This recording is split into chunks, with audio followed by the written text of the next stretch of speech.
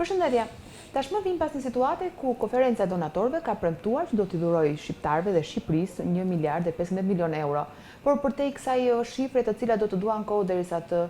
vinë në Shqipëri në vlera monetare në rast se do të arrihen marrëveshjet e duhura, ne do të shohim se si do të rritet ekonomia e vendit tonë me ato mundësi që kemi dhe me ato zëra që kemi. Përtej diskutimit për ndikimin që do t'japin në ekonomi gjithë kjo vlerë në rast se do të arrijmë ta marrim të gjithën e theksoj, dhe se si po procedohet dhe se si po ecet me eksportet, që janë një tregues i rëndësishëm i ekonomisë së vendit tonë, dhe me që Instat raportoi që kemi rritje të eksporteve, volumit të tyre por edhe vlerave, gjithashtu se si do të ndikojë edhe euro për sa i përket jo vetëm eksporteve, por duke qenë se në rast se do të vinë të gjitha këto para të premtuara, si do të jetë normalisht kursi i këmbimit të euros. Do t'i diskutojmë të gjitha këto tema së bashku me zotin Guce, ekspert ekonomie, dhe gjithashtu dhe njohës shumë i mirë i SME-ve, duke qenë se për SME-t flasim shumë pak në Shqipëri. Por do ta fillojmë bisedën me atë çfarë tashmë ka ndodhur, duke qenë se i është premtuar Shqipërisë 1 miliard e 500 milion euro. Çfarë efekti do të ketë në ekonominë e vendit tonë në rast se do t'i marrin të gjitha sa janë premtuar? Është një lajm i mirë për Shqipërinë dhe shqiptarët pas tërmetit dhe mendoj që një lajm i tillë aq sa egzaltues, aq do të jemi edhe me këmbë në tokë për ta menaxhuar gjithë situatën e cila të kthehet në benefit vërtet për qytetarët shqiptar, por edhe për ekonominë shqiptare. Ishte një vlerë, do të thoja, jo e papritur për sa i përket donacionit që është bërë Republikës Shqipërisë nga donatorët të huaj dhe vende mike, domethënë duke renditur në vend të parë Bashkimin Evropian një nga struktura ku ne pretendojmë të jemi pjesë e saj. Flasim për donacionet që janë për donacione pa pjesën e kredisë dhe granteve. Për donacione dhe grante, sepse gjithë kjo vjen për shkak të një mirë organizimi të punës që është çuar aty duke përfshirë planin e biznesit nga qeveria shqiptare për mënyrën se si do të menaxhojnë dhe ku do të shkojnë këto para. Nuk flas vetëm për paratë që do të shkojnë për sa i përket rindërtimit të shtëpive, por dhe paratë që do të shkojnë në infrastrukturë, që do të lëvisin nga ingranazhet e ekonomisë shqiptare, duke përfshirë ndërtimin apo dhe sektorët e ujësillës kanalizimeve. Tashmë jemi para faktit që këto para do të jepen në një moment caktuar, por kurdo që ato do të hyjnë në ekonominë e vendit tonë. Si do të jetë efekti në ekonomi dhe se si do të ndikojë kjo për sa i përket zhvillimeve të euros, rënies së saj ose mbi çmimin e lekut, do ta shohim si fenomen, do ta hasim? Mendoj që kryesore është lajmi që ne do të kemi, pra nuk do ta nisim me një kuotë vetëm nga grantet qeveritare, por do të kemi disa grante nga shtetet cilat janë gjendur Shqipërisë në këtë rast, duke përfshirë siç thash edhe struktura të tjera ndërkombëtare siç është Banka Islamike, Bergji, të cilat do të ofrojnë ndihmë në formën e kredive, por nuk shikoj problemi se si do të hyjë euro dhe çfarë do ndodh me euron në tregun shqiptar. Për te pjesës që do presim për të parë se çfarë do të ndodhë në ekonomi dhe si do zhvillohen, duke qenë se kanë filluar të rriten dhe çmimet për sa i përket materialeve të ndërtimit minimalisht. Ky do të jetë një efekt i pritshëm në ekonomi, por të flasim për ata tregues që tashmë i kemi konkret, i kemi mbi tavolinë. Instat publikoi para pak ditësh rritjet e eksporteve në vendin tonë, duke qenë se 2019 ishte një vit i vështirë për eksportet. Si ka filluar 2020 dhe se si do të procedohet në 2020 në tërësi, a do të kemi rritje të volumit të eksporteve? Kemi disa tregues shumë të mirë për sa i përket muajit janar për sa lidhur me eksportet, kemi 5.2% rritje. Ka ndikuar të njëjtat grup mallra përveç tekstile dhe lëkurë këpucës, të cilët domethënë gjithmonë jemi mësuar të kishin një ekspansion, ndërsa është edhe periudha domethënë që për të justifikuar pasi nuk janë në sezon prodhimi dhe në sezonin për të dërguar prodhuesit dhe për të shkuar drejt eksportit, krahasuar me muajin dhjetor kemi një rritje 4.9% dhe krahasuar me janarin e vitit kaluar është gati 5.2%. Në terma makro, sigurisht që është një lajm i mirë për sa i përket fillim vitit, kjo rritje nga që është parashikuar, që është dhënë nga Instat. Dhe si do të jetë procedura ose më saktë pritshmëritë për sa i përket 2020-s, duke qenë se jemi para faktit që po diskutohet mini Schengeni ballkanik, edhe në gjithë të historinë kur ne pritet të zgjerojmë tregjet, a do të jenë produktet tona të gatshme për të bërë pjesë e një tregu më të madh? Për sa i përket pritshmërive, unë do t'i referohem një studimi që është bërë nga Instituti Shqiptar i SME-ve, po jo vetëm, por edhe aktorëve të tjerë të cilët janë marrë me studimet e performancës së biznesit mikro të vogël të mesëm në Shqipëri për vitin 2019. Disa nga konkluzionet ose nga ato çfarë nxorri studimi i SME Albania ishin tek sipërmarrjet, një pjesë e mirë e tyre gati 69% janë shprehur se në 2019 se do të bëni investime për zgjeruar aktivitetin në vitin 2020, që do të thotë pritshmëritë për këtë vit mendoj që do të jenë dhe investimi bashkë me feedbackun për sa i përket rritjes së eksportit apo ekspansionit të tregjeve, mendoj që do të jetë më i lartë krahasuar me një vit që lan pas. Pra është një vit më premtues për sa i përket zhvillimit të eksporteve. Për sa i përket mini Schengenit, mendoj që është një marrëveshje se shumë e interpretojnë si një zonë e cila do të operohet për sa i përket tregtisë e tjerë, por është një marrëveshje midis shteteve të cilët janë pjesë e CEFTA-s, atyre që aspirojnë për të qenë vend të Bashkimit Evropian, për ashtu, domethënë Moldavin, shpresoj që dhe Kosova të gjejë rrugën për të qenë pjesë aty të gjitha këto vendet. Janë në shërbim, është një marrëveshje e cila do jetë në shërbim të sipërmarrjes. Se sa do të jenë ato për të zgjeruar tregjet e tyre, për të operuar brenda këtij tregu, që është siç thash është ai CEFTA-s, se mini Schengeni përkon me të njëjtat antar. Kjo pastaj ka të bëjë me standardet që produktet shqiptare apo kompanitë shqiptare arrijnë për të gjendur në tregjet serbe, malazeze, maqedonse e tjerë. Shteti shqiptar ka për detyrë që të sigurojë atyre instrumentat e nevojshëm për të dalë përtej këtyre tregjeve, që nga instrumentat financiar deri tek instrumentat administrativ, unë quaj facilitet që kompanitë trailerat shqiptar të eksportojnë dhe të çojnë produkte 24 orë pa shërbim doganor, ta kenë shërbimin fitosanitar veterinar 24 orë në dispozicion të tyre, jo vetëm për sa i përket kompanive shqiptare, por edhe atyre që duhet të importojnë tregje, pasi kompanitë shqiptare janë ato që bëjnë import dhe eksport, domethënë për ta facilituar këtë. Do të jetë një mundësi e mirë për sipërmarrjet të cilat duan të jenë pjesë e projekteve të ndryshme në vende siç janë Maqedonia, Malezia apo Serbia apo dhe Kosova, që të eksportojnë në këto tendra që të fitojnë jo vetëm kapitalin financiar, por edhe kapitalin njerëzor, që do të thotë të vazhdojmë me të njëjtin ritëm punësimi dhe tek vendi ku do shkojnë, domethënë të zbatojnë projektet, po duke marrë dhe duke punësuar dhe kapital njerëzor nga Shqipëria. E parë dhe në këndvështrimin e investimeve të huaja, ne jemi vende të vogla, domethënë që brendet ndërkombëtare hezitojnë për të ardhur në vendet e Ballkanit Perëndimor, duke parë një treg më të liberalizuar për sa i përket si thua marrëdhënieve të punës, në kuptimin e njohjes së diplomave dhe atyre të certifikatave të formimit profesional, për të gjetur krah pune të lirë dhe të kualifikuar, duke parë një treg të unifikuar dhe vende pa probleme midis njëra tjetrës, mendoj që shikojnë si një të tërë në kuptimin jo në kontekstin asaj që kemi parë të Schengenit të Bashkimit Evropian, por në një kontekst më të moderuar të marrëdhënieve midis shteteve që pretendojnë të jenë pjesë e kësaj marrëveshje. Në kushtet që ka lindur si nevojë tashmë mini Schengeni ballkanik, është tregues i dështimit të CEFTA-s? Dhe pse duhet të vinte kjo marrëveshje ndërkohë që dhe CEFTA gati siguron të njëjtat, le të themi, facilitete për sa i përket tregtisë lirë? Po flasim për dy marrëveshje, domethënë që janë të ndara nga njëra tjetra, madje ato çfarë përmban mini Schengeni, pra marrëveshja e mini Schengenit, kanë qenë kërkesa të vazhdueshme të CEFTA-s për të përmbushur nga vendet anëtare të tyre. Unë nuk e shikoj si shtojc, po e shikoj si një marrëveshje e cila e forcon CEFTA në vetvete. E kam thënë më parë që nëse do të ishte mjaftueshme, domethënë jemi vend i Organizatës Botërore të Tregtisë, jemi antar aty dhe mund të rregullojmë marrëdhënia midis vendeve që nuk janë pjesë e Bashkimit Evropian nëpërmjet Organizatës Botërore të Tregtisë. Mirëpo, një marrëveshje e tillë ndihmon shtetet vetë dhe sipërmarrjet për ato pika specifike që është rënë dakord, që do të thotë 24 orë shërbim doganor, që do të thotë njësim i diplomave dhe certifikime profesionale pa nevojë dhe procedura shtesë, facilitet për lejet e qëndrimit të qytetarëve shqiptar apo dhe të atyre vendeve që duhet vinë në Shqipëri për të punësuar. Do të ketë në kamionat, do të ketë një shenjë dalluese kamionat të Republikës Shqipërisë dhe të atyre që janë vende partnere në këtë marrëveshje, me një shenjë dalluese të cilat do të facilitojnë shërbimin kundrejt kompanive shqiptare. Pra, domethënë është një marrëveshje rënë dakord për disa pika, duke mos e prekur CEFTA-n, sepse CEFTA në vetvete ka dhe kuotat të cilat të përcaktojnë se sa duhet të eksportosh e tjerë ka kode specifike, domethënë të cilat nuk do jenë pjesë e kësaj marrëveshje. Përveç mineraleve dhe energjisë, që është grupi i parë të cilët janë në nivelin më të lartë të eksporteve në vendin tonë, duket që janë normalisht edhe ajo lokomotiva e eksporteve në vendin tonë. Por për prodhimin vendas, qoftë ky bujqësor apo prodhime të tjera të vendit tonë, a janë të gatshëm dhe mjaftueshëm të mbështetur qoftë në anën ligjore, qoftë në anën fiskale, paketa fiskale, për të dalë në një treg më të gjerë dhe sa e konkuron Maqedoninë, duke qenë se deri më tani të dhënat i kemi që Maqedonia na konkuron shumë më shumë, qoftë në produktet bujqësore, por edhe për produktet e tjera. Referuar të njëjtin studim që unë përmenda pak më parë të Institutit Shqiptar të SME-ve,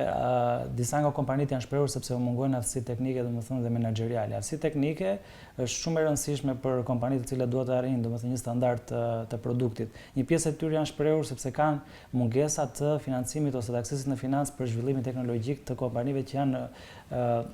prodhuese, domethënë kryesisht dhe nuk kanë siç facilitohet bujqësia nëpërmjet fondit të parë, nuk kanë të njëjtën natyrë aksesi domethënë në financë nga grantet të posaçme për to. Sigurisht që domethënë mungesa e aksesit në financë tek sipërmarrjet e bën të vështirë konkurrencën me vende partnere, por ka disa produkte të cilat mund të quhen fason, siç është Zara brand në Shqipëri që prodhohet. Unë e kam gjetur në Tokyo që do të thotë është një produkt i besuar që mund të jetë dhe mund të penetrojë domethënë ndërkombëtarisht, krahasuar me për sa i përket të referuar produkteve bujqësore. Është duke u rritur nga viti në vit. Flasim për prodhimin vendas, sepse për kompanitë të cilat zgjedhin të vendosin degët e tyre në Shqipëri, shohin një sër arsyesh për të vendosur. Ne do donim që të vinim brande në Shqipëri, jo vetëm në hoteleri turizëm, por edhe në mobile apo në industrinë lëvizëse. Gjithandej, do donim të vinim. Çështja është që prodhimi i vendas, ai që e nis nga një produkt i vogël dhe zgjerohet, sa i konkurrueshëm është në treg dhe sa mund të gjej vend në Maqedoni, në Serbi, duke qenë se prodhimi i vendas i shteteve ku janë kanë argumente të cilat mund të stopojnë. Ato që ne eksportojmë më shumë, domethënë me vendet e rajonit janë produktet bujqësore. Produktet sepse edhe për shkak të natyrës vetë produktit i cili nuk mund të shkojë dot në tranzite ndërkombëtare, përveç atyre që janë të Evropës qendrore që ne eksportojmë pjesë të madhe të produkteve bujqësore, konkurrojmë me produkte të tjera, jo vetëm minerale në djeg se nuk mund të quhet produkt final, domethënë po është produkt eksporti i cili renditet domethënë në krye të listës të eksporteve, por produkte të tjera të realizuara në cikël të mbyllur, Shqipëria ka plot, duke përfshirë domethënë dhe tek strukturë, dhe tek pijet alkolike apo kantinat e verës që të cilat vazhdojnë, bimët medicinale që janë konkurruese, dhe ato janë në cikël të mbyllur, nuk them që janë në pjesën më të madhe që shkojnë rifugjo apo fason, por dhe ato janë mbetemi prapë vend konkurrues për sa i përket krahasuar me vendet e tjera të rajonit. Cilën e parë, po dhe se cikli i mbyllur, domethënë në produkt, pra cikli i mbyllur e kam fjalën për ato produkte që marrin vlerë të shtuar për kozmetik, për ato që janë heterovajore etj.